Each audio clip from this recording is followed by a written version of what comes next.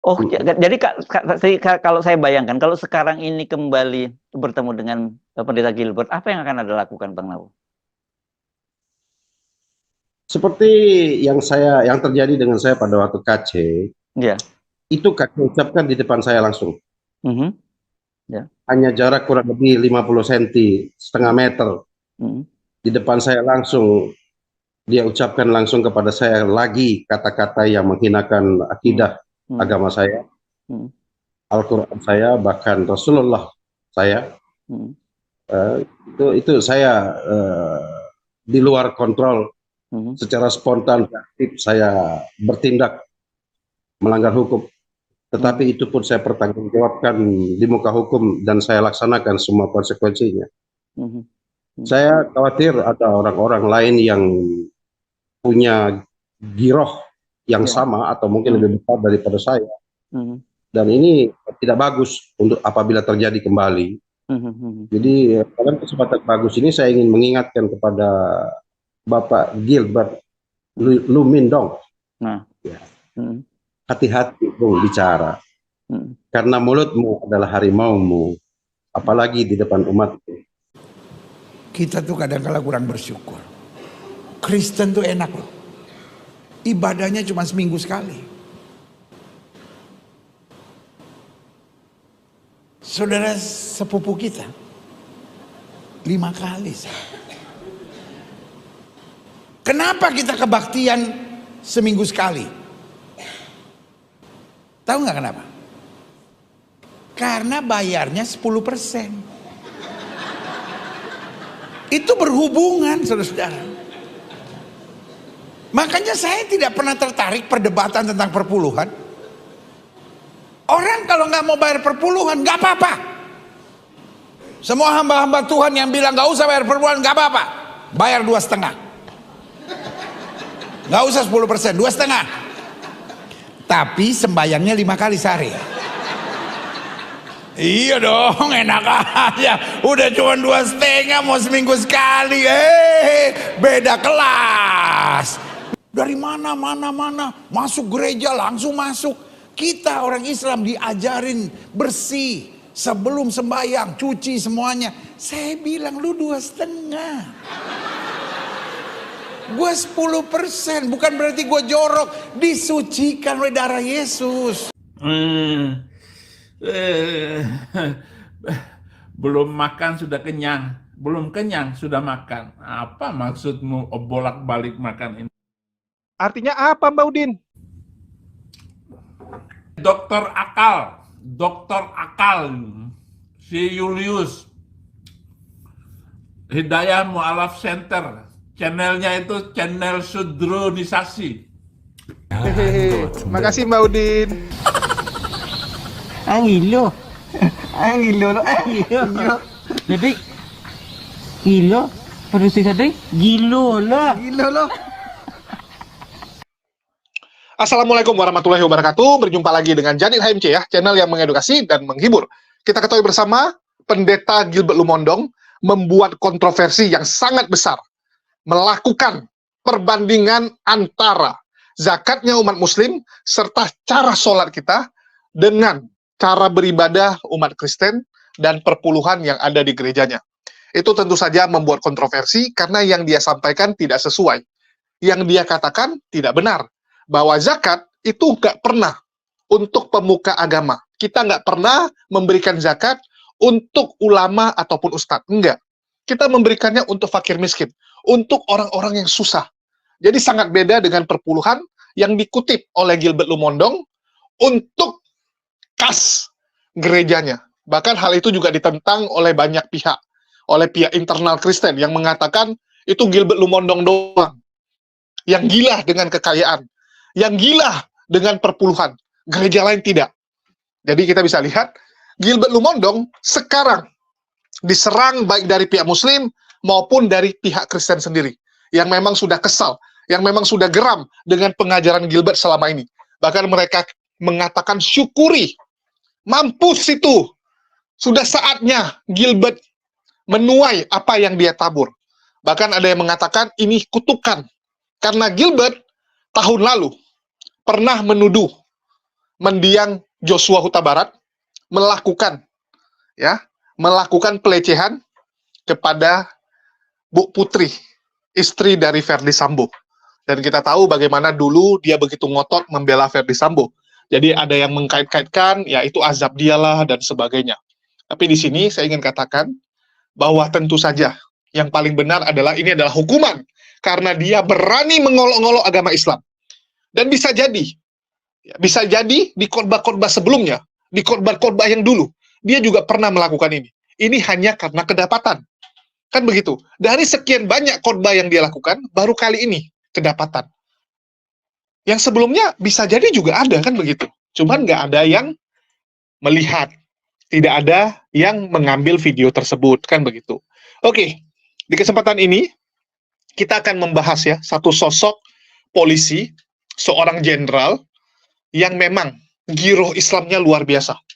Girohnya sangat luar biasa ini, teman-teman. Bahkan saya sendiri ya, sangat pengen bertemu beliau. Saya pribadi. Dari kemarin saya bilang sama Bang Andi, Bang, ada yang kenal nggak? Ada yang tahu nggak nomor kontaknya? Atau nggak rumahnya? Kita sowan yuk. Kita main ke rumahnya. Karena kita sangat hormat dengan sosok ini. Ya, demikian Bang Ersu. Jadi aktivitas memantau berita-berita di melalui media maupun media sosial tetap kita lakukan di segang waktu. Apalagi kemarin ada periode-periode pemilihan umum dan sebagainya, kita pantau kemanapun, cukup menarik untuk diperhatikan kita semua. Termasuk berita yang tadi Bang Ersu bilang, kaget sekali lagi, dan semua itu mengingatkan kembali kepada hal-hal yang pernah terjadi, bahkan terhadap saya sendiri. Ya. Ini mengusik ketenangan hari-harinya Bang Napo ya. Demikian Bang Ersu, tentunya kita sebagai umat beragama di Indonesia yang sudah mengikrar diri untuk menyatukan hati kita, seperti kata Pak JK kemarin, lakum dinukum waliyadin, agamamu agamaku, toleransi beragama, itu semua ada di dalam butir-butir Pancasila, seharusnya menjadi tolak ukur dan dipedomani oleh semua bangsa Indonesia, apalagi orang-orang yang mengaku berpendidikan. Begitu Bang Ersu. Iya. Nah, tapi kan ini Pendeta Gilbert sudah minta maaf gitu, sudah datang ke Pak JK, datang ke MUI dan sebagainya, dan kemudian PBNU, bahkan Ketua Komisi 8 dan sebagainya menyatakan ya sudah, orang namanya sudah minta maaf, dimaafkan. Sementara memang ada juga teman-teman yang melaporkan kepada polisi. Tapi kelihatannya Bang Napo tidak cukup puas juga ya dengan langkah ini, semacam minta maaf dan kemudian dimaafkan begitu saja.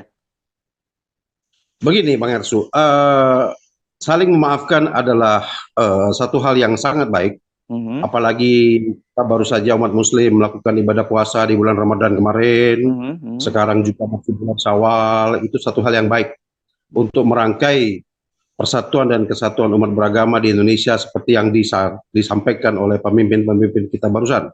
Ya. Namun yang perlu diwaspadai adalah terulang dan terulangnya lagi peristiwa-peristiwa seperti ini. Ya.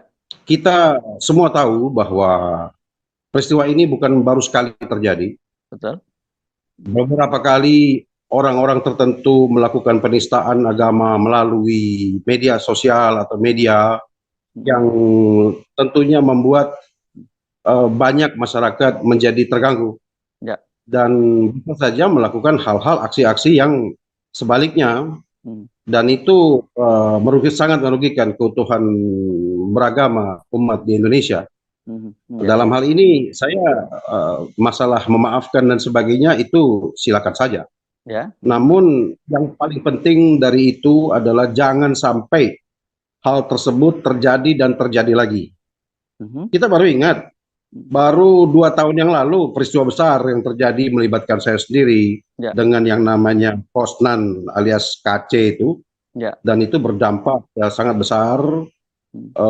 Baru saja terjadi 2 tahun lalu. Kenapa 2 tahun masa yang tenang-tenang itu kemudian dibongkar kembali dengan statement seseorang yang kita tahu cukup dikenal publik melalui podcast-podcast atau berita-berita jadi media, tapi ini apa maksudnya melakukan begitu? Apakah ini mau memprovokasi kembali hal-hal demikian?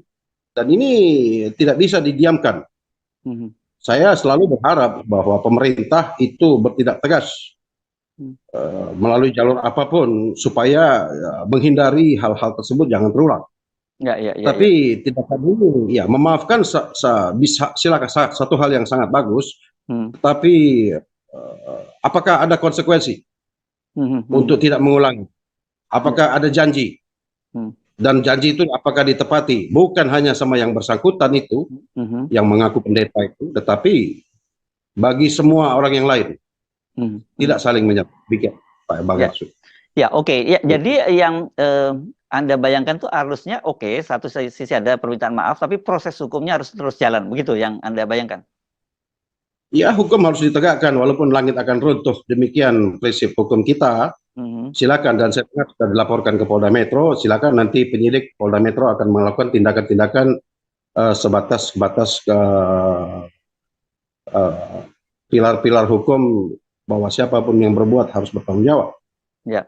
Nah, kan sekarang ini dikenal sebagai restoratif justice, begitu ya. Biasanya kalau bisa kasus itu tidak diselesaikan melalui jalur hukum, tapi melalui jalur-jalur ya katakanlah musyawarah tadi itu, seperti dia datang minta maaf dan sebagainya begitu. Itu gimana dari sisi Anda? Well, itu kalau kita lihat siapa korbannya dalam hal ini, Bang Hersu. Ya. Kalau korbannya si A atau si B, cukup meminta maaf kepada si A dan si B, dan apabila si A dan si B itu memaafkan, persoalan bisa dianggap selesai atau melalui restoratif justice. Ya. Namun apabila menyangkut akidah sebuah agama, itu pengikutnya ribuan jutaan bahkan. Apakah mungkin jutaan atau ribuan orang yang menganut agama yang dihina atau dinista itu akan didatangi satu-satu oleh si pelakunya untuk meminta maaf? Itu satu hal yang tidak mungkin. Tetapi bicara restoratif justice, silakan, itu adalah kewenangan daripada penyidik di semua level dalam criminal justice system untuk melakukannya. Tetapi saya menitik beratkan pada hal bahwa jangan sampai hal tersebut diulang atau terjadi kembali, begitu yang mulia. Ya. Nah, tapi kan realitasnya sekarang terjadi kembali kan, seperti Anda sebut tadi, hanya 2 tahun berselang gitu terjadi kembali gitu. Ya demikian, bahwa kenapa hal itu terulang? Apakah nanti bulan depan, tahun depan, minggu depan, besok mungkin akan terjadi lagi hal yang sama? Ini jangan main-main, karena sekarang ini kita masih fokus melihat bagaimana keputusan MK dalam menyelesaikan persengketaan hasil pemilu kemarin, dan semua perhatian publik menunggu sana. Apakah ini bentuk pengalihan isu? Saya berpikir juga ke arah sana. Apakah ini atas inisiatif sendiri yang bersangkutan itu Gilbert Lumondong, atau ada yang menyuruh? Kalau ada yang menyuruh, waduh, sangat berbahaya ini. Siapa lagi kalau bukan Irjen Napoleon, Purnawirawan Irjen Napoleon Bonaparte. Siapa Irjen Napoleon Bonaparte? Bagi teman-teman yang mungkin baru nonton debat sekarang, ya mungkin kalian nggak begitu familiar. Tapi kalau kalian sering nonton berita, mungkin kalian tahu. Ya, Irjen Napoleon Bonaparte ini adalah seorang purnawirawan polisi yang kemarin itu sempat viral karena kasus Joko Chandra ya, kalau tidak salah. Terus saat menjalani hukuman, Pak Irjen Napoleon itu ya di dalam penjara yang sama dengan KC alias Kosman bin Sunet, dia melakukan penganiayaan dengan melumuri KC dengan tinja alias tai ya. Jadi dia melumuri muka si KC itu dengan tai. Dan itu sangat viral sekali teman-teman. Itu pihak Polikarpus ngamuk-ngamuk. Ya, saya ingat sekali karena saya termasuk yang paling sering melaporkan ataupun memberitakan hal tersebut. Jadi teman-teman silakan search ya. Ini kalian akan dapati beritanya. Tahun 2022, 2 tahun yang lalu, pengakuan lengkap Irjen Napoleon lumuri KC pakai tinja miliknya ya. Ini Pak Irjen Napoleon. Ya, jadi Irjen Napoleon melumuri KC dengan tai karena kesal. Ya, karena kesal dengan statement yang dibuat oleh KC. Jadi KC sudah masuk penjara, di dalam penjara pun dia sibuk. Ya, dia terus mengatakan kepada umat muslim yang ada di sana bahwa kalian menyembah batu, bahwa aula kalian itu tidak berdaya, ya, bahwa kalian itu menyembah jin dan sebagainya. KC itu memang mulutnya sangat usil. Jadi itu membuat marah Irjen Napoleon dan langsung melumuri dia dengan tai. Irjen Napoleon sendiri mempertanggungjawabkan tindakan yang dia lakukan. Dia berkata, ya memang itu dia lakukan sebagai girohnya. Ya, sebagai girohnya, sebagai seorang muslim yang tidak tahan melihat nabinya dihina, agamanya dihina oleh si Kosman bin Sudet. Ya, bagi teman-teman yang tidak tahu siapa itu Kosman bin Sudet, ya ini muka dari si Kosman ya teman-teman. Jadi nama julukannya Muhammad KC. Nama aslinya Kosman bin Sudet. Ini salah satu polikardus yang suka sekali menista agama Islam dan sekarang sedang menjalani hukuman di penjara. Divonis 10 tahun, banding jadi 6,5 tahun, dan saya rasa dia akan jalani 3 tahun aja. Ya biasa kan seperti itu, 6,5 tahun yang dijalani nanti 3 tahun baru bebas bersyarat. Setelah dikurangi juga kan. Terus kalau kita lihat ini sudah jalan 1,5 mau 2 tahun. Sudah 2 tahun ya kalau tidak salah, bentar lagi. Dan mungkin tahun depan akan bebas dan kita akan lihat apakah dia kembali menghujat atau tidak. Saya secara pribadi, kalau kalian nanya sama saya secara pribadi bisa dibilang salah satu pihak muslim yang paling dekat dengan KC di antara teman-teman yang lain ya. Karena dulu KC setiap hari, hampir setiap hari dia mampir ke live saya. Dulu masih zaman StreamYard, bukan zaman TikTok. Dulu masih StreamYard, bisa dibilang tempat saya tuh yang paling ramai. Dan di situ KC selalu mangkal. Dulu pawangnya itu ada Gus Handi, ada Al Ayubi, ya. Terus Bang Handi juga. Nah, kita yang ngurusin KC. Dan KC ini lucu sekali sebenarnya, cuman mulutnya jahil. Mulutnya jahil sekali. Kalau lucunya, ya ada lucunya. Jadi dia dulu sering masuk ke tempat saya untuk pamerin apa yang dia dapatkan dari gereja. Nanti dia bilang, Julius, kau lihat ini ya, dia open cam, kasih nampak makanan. Ya, dia dijamu oleh tim gereja, karena lagi pelayanan ke daerah tertentu. Ya, dia kasih nampak. Terus nanti dikasih pamer lagi mobilnya. Ya, dia bilang, nanti saya akan beli mobil ini, lihat ini, mobil enak. Kalian Islam nggak bisa seperti ini. Makanan kalian cuma nasi bungkus, gitu kan. Dia memang jahil sekali. Tapi, ya, bisa dibilang, KC itu sebenarnya nggak benci dengan Islam, tapi memang dia menggunakan kejahilannya itu untuk cari nafkah, untuk mencari kekayaan. Jadi memang isengnya di situ. Dia suka menghujat untuk mendapatkan uang, karena donatur suka. Ya, itu sekilas tentang KC. Bagi teman-teman yang penasaran, silakan aja di-search di video channel kita yang lama, di HMC, atau kalian ketik saja, pasti di YouTube akan muncul. Kosman bin Sudet atau KC. Dan saat dia masuk penjara itu Polikardus ngamuk. Ya, Polikardus ngamuk dan Saifuddin korupsi uang dia. Terus juga Yusuf Manubulu juga dibilang mengkorup donasi dia. Ya, KC itu gila, donasinya sampai miliaran. Sampai miliaran, gila itu. Dan saat di penjara, Irjen Napoleon itu melumuri tai kepada dia. Dan itu viral. Itu viral sekali. Si KC babak belur. Babak belur dia ya. Terus itu sekilas tentang Irjen Napoleon. Dan buat teman-teman, Irjen Napoleon sendiri itu pernah mengeluarkan statement yang cukup luar biasa juga saat viral. Ya, saat Saifuddin Ibrahim, si penghujat itu juga viral. Jadi apa yang disampaikan oleh Irjen Napoleon, nanti kita akan putarkan, tapi sebelumnya kita dengarkan dulu ya pendapat Irjen Napoleon tentang Pendeta Gilbert Lumondong ini. Ya, kita dengarkan dulu ini. Kan menarik ya, bagaimanapun kan Anda ini perwira tinggi Polri gitu ya. Kalau kita ngomong soal hukum ya pasti ngerti banget yang soal hukum.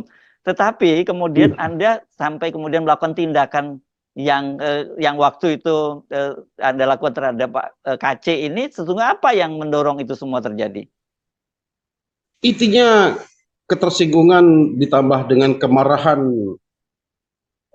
karena akidah adalah nilai moral tertinggi yang dimiliki setiap insan manusia. Ya.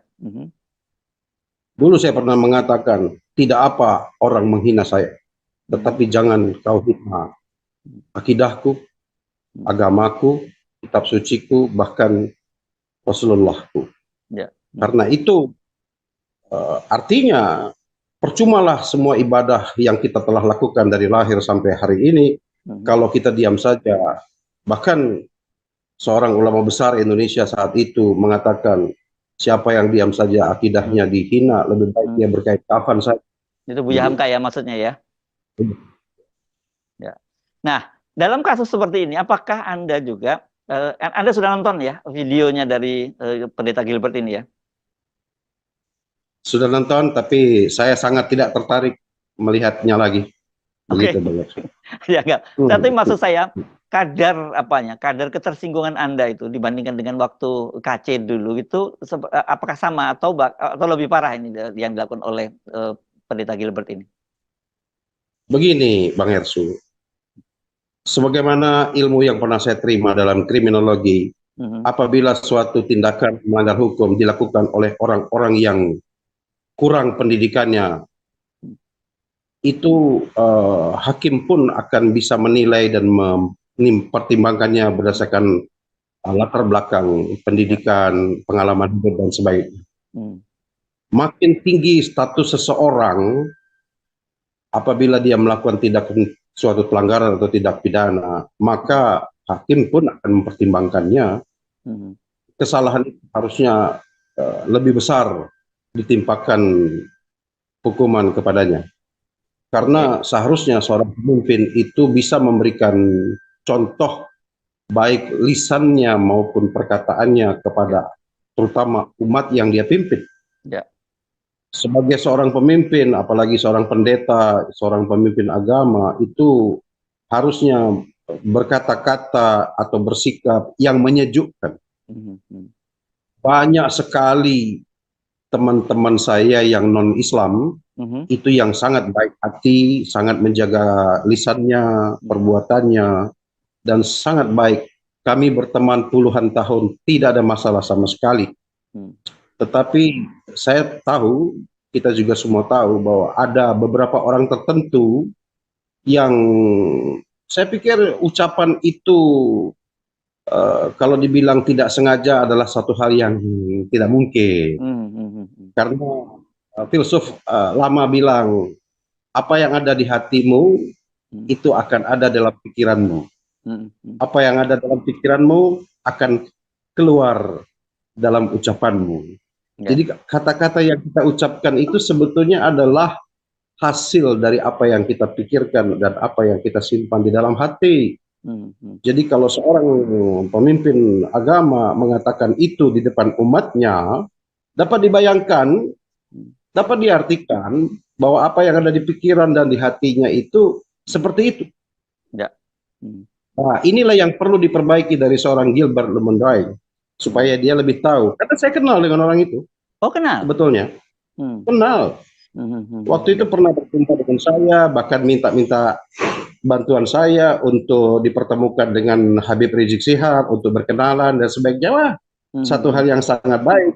Saya pun memfasilitasinya, mempertemukan beliau berdua. Saya senang, hati saya sejuk, hati saya melihat dua orang pemimpin agama yang berbeda saling bersilaturahim. Tapi saya sangat menyesal, tidak menyangka dan menyayangkan mengapa orang ini kemudian bisa tampil di media dengan ucapan-ucapan yang merendahkan akidah kami. Ya. Begitu, Bang Er. Oh, jadi kalau saya bayangkan, kalau sekarang ini kembali bertemu dengan Pendeta Gilbert, apa yang akan Anda lakukan, Bang Nau? Seperti yang terjadi dengan saya pada waktu KC, itu KC ucapkan di depan saya langsung. Hanya jarak kurang lebih 50 cm, setengah meter. Di depan saya langsung, dia ucapkan langsung kepada saya lagi kata-kata yang menghinakan akidah agama saya, Al-Quran saya, bahkan Rasulullah saya. Itu saya di luar kontrol. Secara spontan, aktif saya bertindak melanggar hukum. Tetapi itu pun saya pertanggungjawabkan di muka hukum dan saya laksanakan semua konsekuensinya. Saya khawatir ada orang-orang lain yang punya giroh yang sama atau mungkin lebih besar daripada saya. Dan ini tidak bagus untuk apabila terjadi kembali. Jadi dalam kesempatan bagus ini saya ingin mengingatkan kepada Bapak Gilbert Lumindong. Hati-hati bicara. Karena mulutmu adalah harimaumu, apalagi di depan umat. menyesal di belakang hari tiada berguna, karena kata-kata yang pernah Anda keluarkan sulit atau tidak mungkin Anda tarik kembali. Tetapi lebih bijaklah sebagai pemimpin umatmu untuk berkata-kata, walaupun itu dalam lingkungan internal, tetapi nyatanya tersebar melalui media sosial, dan itu menjadi konsumsi bagi banyak sekali orang-orang yang ada di Indonesia, mungkin juga di luar negeri. Ya. Sekarang ini kan nggak ada, udah borderless ya, kita nggak punya batas lagi ya. Ya. Nah, tapi saya ingin mundur sedikit dalam kasus KC, dan juga kita proyeksikan kepada Pak Gilbert ini ya. Dalam kasus Pak KC ini kan Anda tidak begitu bertemu, Anda langsung marah kan, sebenarnya ada proses, Anda sempat semacam mengingatkan begitu ya, baru ketika dia tetap berkeras kepala baru Anda melakukan penganiayaan begitu yang disebutnya ya oleh di media begitu ya. Ya memang demikianlah, bahwa sabar itu ada batasnya. Kita sebagai manusia yang fana itu memiliki banyak keterbatasan, termasuk saya sendiri, bahwa batas kesabaran itu ada.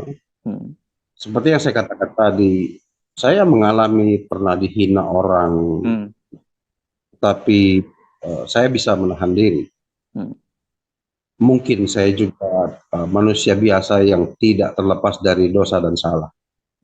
Tetapi apabila menyangkut akidah, menyangkut agama, itu suatu hal yang rasanya sangat sulit, dan pada saat itu spontan saja, sangat reaktif, tidak mampu, apalagi saya juga sebagai anggota Polri pada saat itu masih aktif, melihat bukan hanya saya saja rupanya yang emosi, tapi ratusan penghuni rutan Barreskrim lain ikut emosi, dan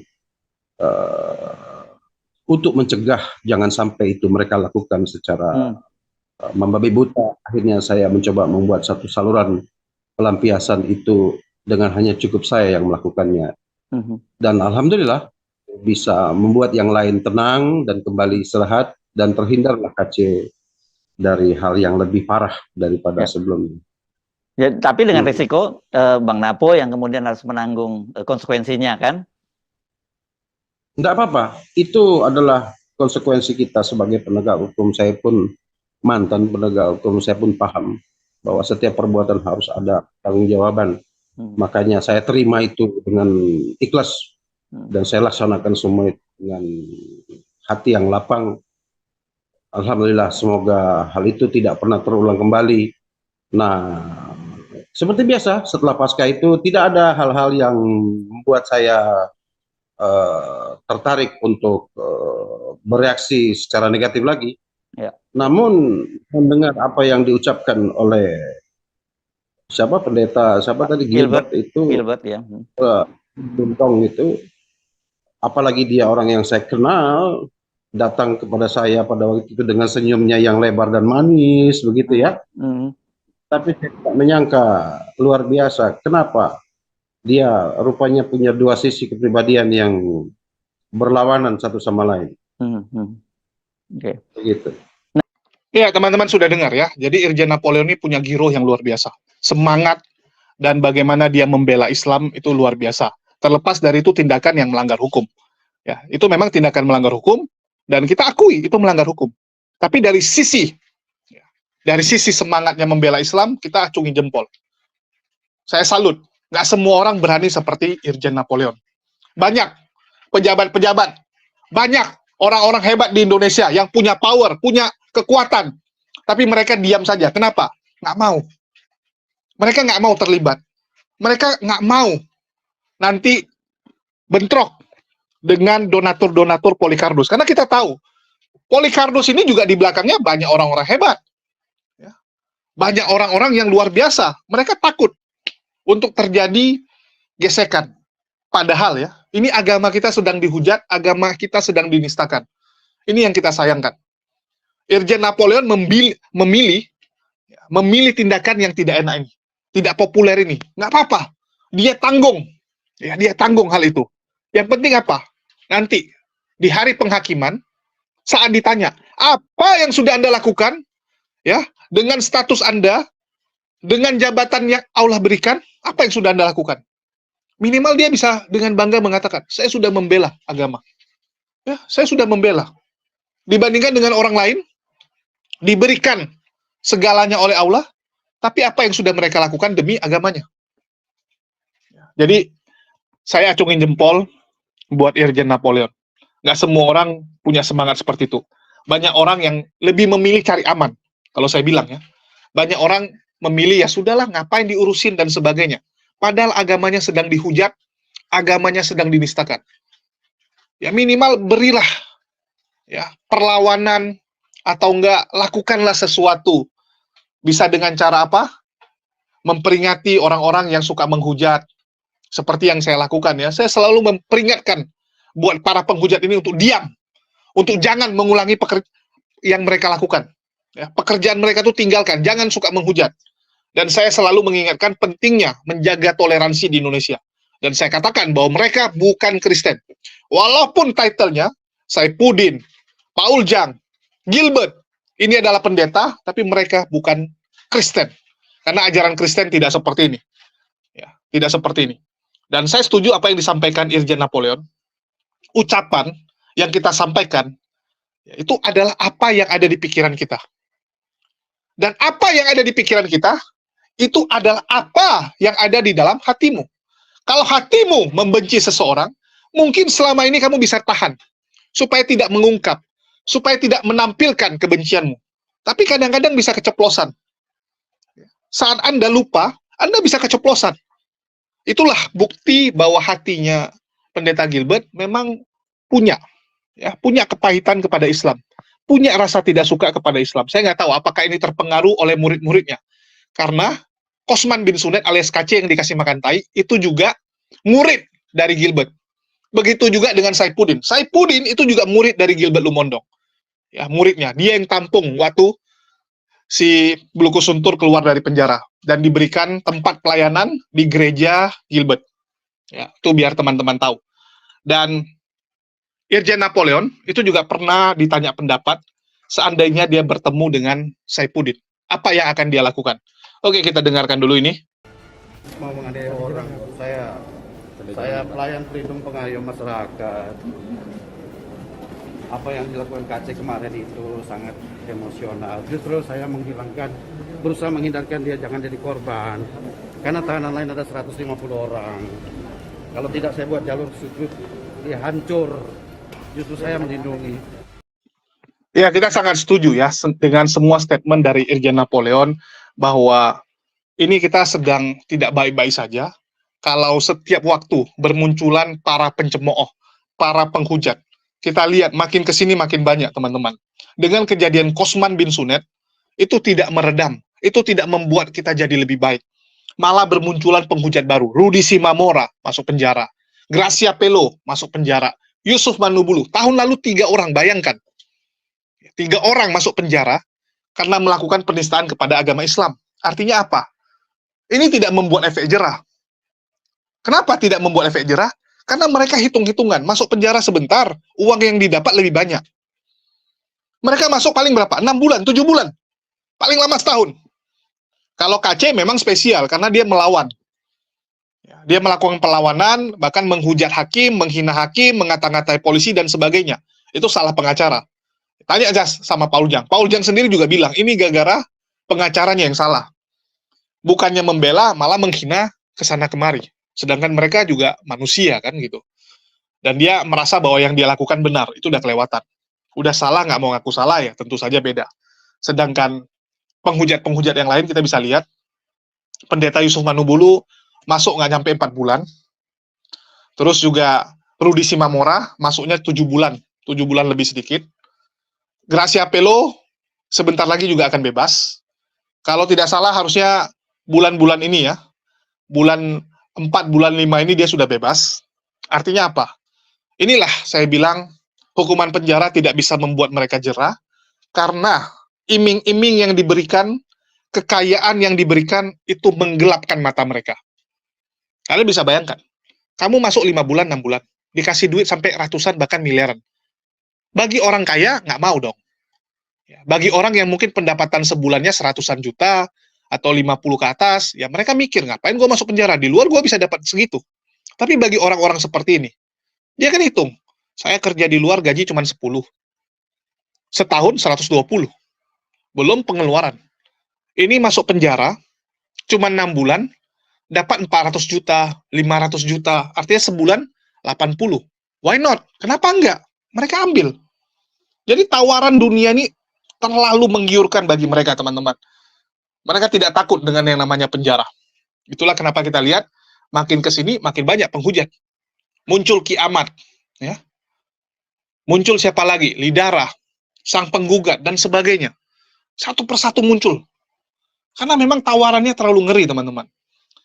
Sama seperti yang dibilang Irjen Napoleon, ini harusnya pemerintah ambil sikap.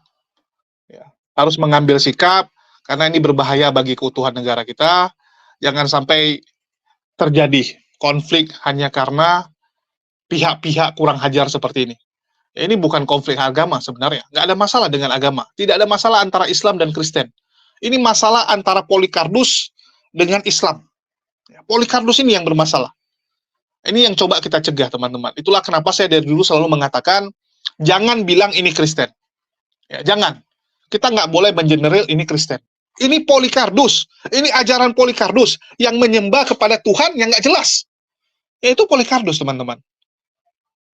Terus, kita harus merangkul teman-teman kita Kristen untuk bersama melawan mereka. Karena kita nggak bisa lawan mereka sendiri, teman-teman. Kita butuh bantuan teman-teman di luar sana untuk sama-sama kita melawan Polycarpus ini, supaya jelas posisinya.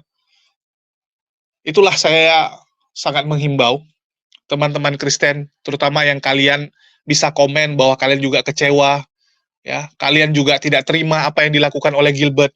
Mari kita berangkulan tangan.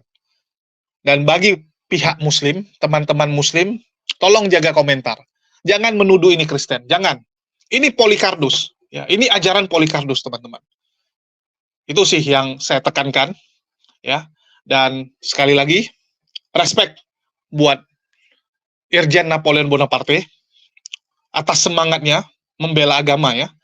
Bahkan beliau juga kenal dengan Gilbert secara personal dan dia yang memperkenalkan dengan Habib Rizik. Ini satu hal yang mengecewakan. Kalau kita lihat Gilbert itu wajahnya penuh dengan senyum, teman-teman. Senyum terus gitu kan. Tapi ternyata hatinya seperti itu. Sedih kita. Ya, sedih. Dan kita harap itu hanya kecerobohan atau ketidaksengajaan lah. Ya, jangan sampai ternyata itu isi hati dia, memang benci dengan Islam, dan semoga dia bisa memperbaiki penyakit hatinya, agar sadar bahwa Islam itu nggak ada masalah dengan kalian. Islam itu korban. Jangan kamu percaya dengan murid-murid kamu yang mengatakan bahwa Islam beginilah, Islam begitulah. Itu nggak benar semua. Anda selama ini hidup di Indonesia nyaman. Ya, mungkin ada oknum-oknum yang bangsat, tapi itu oknum, nggak ada hubungan dengan agama. Begitu juga dengan Kristen. Juga ada yang seperti itu kan. Yang tidak mencerminkan agamanya.